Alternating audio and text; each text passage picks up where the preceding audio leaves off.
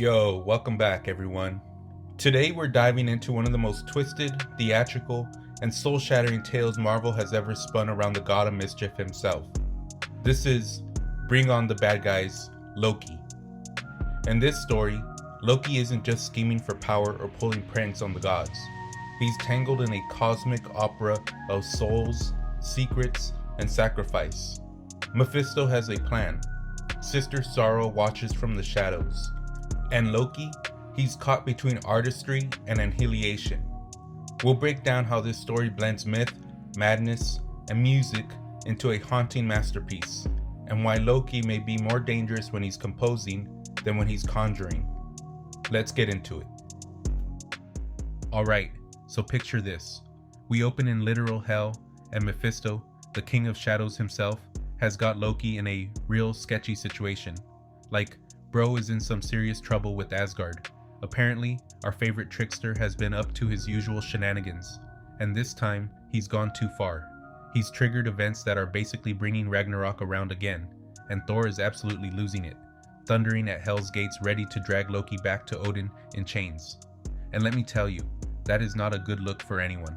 So Mephisto, being the opportunistic devil that he is, sees his opening and swoops in with an offer. He's all like, "Hey Loki, I can help you out here. I can turn back the clock, make all your problems disappear. But," and you know there's always a but with Mephisto, right? And here's where it gets real. Mephisto drops this line: "Maker of tales and maker of mischief, it seems your little schemes have reached their end." And the way he says it, pure menace. He's basically telling Loki, your story's over unless we make a deal. Now Loki, bruised but still sharp as ever, is like, "Hey, what's the fine print?" Because even when he's cooked, this dude's thinking 3 steps ahead. Mephisto lays it out. "Ah, the fine print. Don't worry. To shield you from Asgard's storms, I ask only a trifle." And then he explains. "There walks above a mortal boy, a poor, lost descendant of Khonshu's crumbled order. My designs require his death." Now check this out. Loki's legit confused. He's like, "Hardly worth the dispatch of a god, old demon. Like, why would Mephisto need a god-tier entity to handle some random mortal kid?" But Mephisto breaks it down. "Hey, but it must be handled precisely. His ancestor's soul was consecrated to my purpose. Alas, it was mishandled." And here comes the kicker. "But man carries his father's sins, knit fast to his bones. For generations of his offspring I have waited, and now the devil will have his due." This is some biblical level revenge we're talking about. Mephisto's been playing the long game, like generations long, just waiting for the right moment to collect on an ancient debt. That's cold, man. That's hella cold.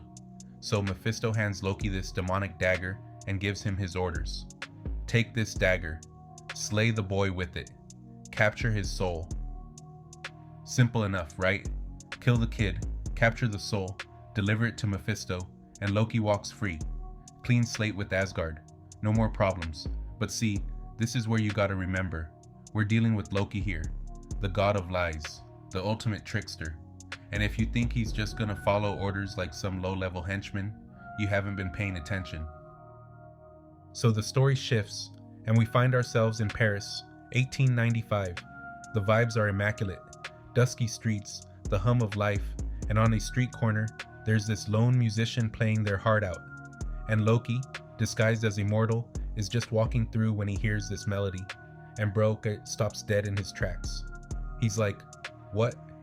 What is this melody?" And you can tell, something about this music has reached him in a way nothing else has. Sister Sorrow, Mephisto's disciple who's been watching through a portal, is immediately concerned. She's like, "Loki? Tarries?" And Mephisto, with this knowing look, says, yes. He is discovering the way that this will hurt. Because, see, what's happening here is Loki's recognizing something powerful in this music. He approaches the musician and tells them a story, one I've never heard, and within it, powerful magic. The musician's confused. "Sir?" The musician explains their parents, a dancer father, a singer mother, and mentions having bad dreams.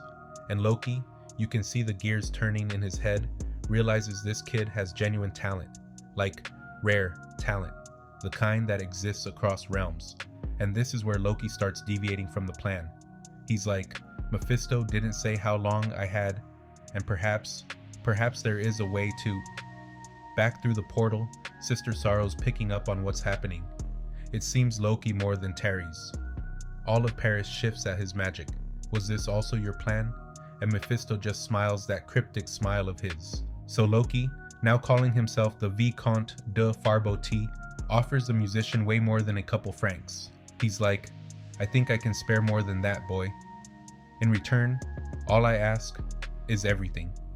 And he reveals this absolutely stunning opera house called the Palais Pandemonium, built with actual dwarven spellcraft, which is clutch because you know that's top-tier magical construction. The musician's blown away. It is staggering. And Loki takes them inside, showing them where they'll live, sleep, and compose. He's basically offering this kid the opportunity of a lifetime, create their masterpiece in this magical palace. And here's where it gets deep. The musician mentions they've only got a few verses, some dance steps, nothing like a finished score. And Loki's response, then it's time to get to work, isn't it? So they start collaborating, and the musician is cooking. Hours pass, and they're sprawled out, ink-stained and exhausted, murmuring lines. Beyond the lake, beneath a pallid mask, the king whom emperors have served. But the cost is real. The musician tells Loki, my sleep worsens. I do not think this labor is good for me. And Loki, with that characteristic honesty through deception, says, oh, it certainly isn't. But the new pages are wonderful. Like, that's peak Loki right there, acknowledging the harm while pushing forward, because the art demands it. They bring in Jonathan Nilsson, this baritone from Sweden, to play the King in Yellow, the demon in the story. And when Jonathan reads the score, he's amazed. You write with such strange beauty. The musician's surprised. I do, because they're so deep in the work, they can't even see what they're creating anymore. Jonathan describes the climax. At the masquerade's end, the King in Yellow descends and reveals he wears no mask at all, just raw, terrible sublimity. And the hero? Driven mad and dragged to the underworld. The musician adds, it should all be very pretty, in a horrible way. Later, the musician shares something profound with Jonathan. They explain their heritage, a dervish father who danced to meet God but met their Egyptian mother instead. And the musician says, she told me they believed in ancient days that one only lived so long as one's name was spoken. I am not rich. I can leave no monument. But I can do this. This whole story is basically this kid's bid for immortality through art, through music, through a story that'll outlive them. And Loki understands this on a level that's almost painful. But then things get dark. Sister Sorrow shows up, pushing Loki. Mephisto loses patience, Loki. And Loki hits her with one of the coldest lines in the whole story. Tell the old serpent good art can't be rushed. Like, imagine having the audacity to tell Mephisto to chill because you're trying to create something beautiful. Sister Sorrow tries to call him out for going soft on the musician, and Loki snaps. He grabs her by the throat and goes off. I have slain kings and gods and beasts alike because it made a good story. He declares himself, I am the teller of tales, father of sirens and of song, Loki Laferson, lord of lies, and I know what it takes to make these stories live. And then he explains what's really happening. Something is unlocking on this stage, in his song, older and more powerful than your master or I. I will see its curtain rise, no matter the cost. See, this is where the story gets really interesting, because Loki's not just killing time or playing games, he's genuinely invested in seeing what this music can become. He's recognized something ancient and powerful being channeled through this musician, and he's willing to risk everything to see it reach fruition. But eventually, the musician starts wavering. They present new work, and Loki's disgusted. Rubbish. You are distracted and wavering. The musician asks, does it have to be perfect? Does it have to cost so much? And Loki loses it, flips the table, strikes the musician, and delivers this devastating monologue about what it takes to create art that lives forever. He reveals his true form and explains the envenomed spear that drips in every poet's eye, and the chains required to bind fast their telling, basically the suffering required to create something transcendent. but the musician sees through him. You think art is just pretty lies, don't you? You don't understand my work at all, but I will show you. Opening night arrives, but there's a problem. Sister Sorrow, desperate to force Loki's hand, pushes Jonathan from the rafters. He falls to his death right in front of them. It's brutal, it's tragic, and Loki barely blinks. The show must go on, mustn't it?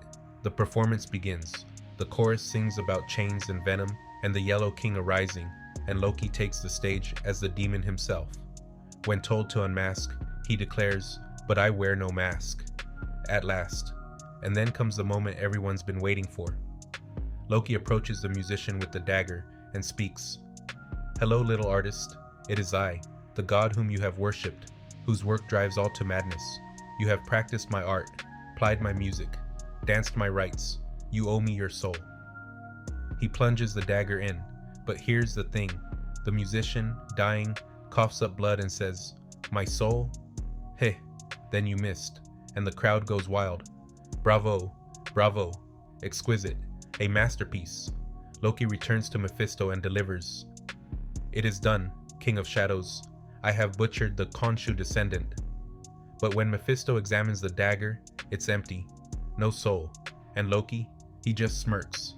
He breaks it down. You would think a king of hell more careful in his bargains terms.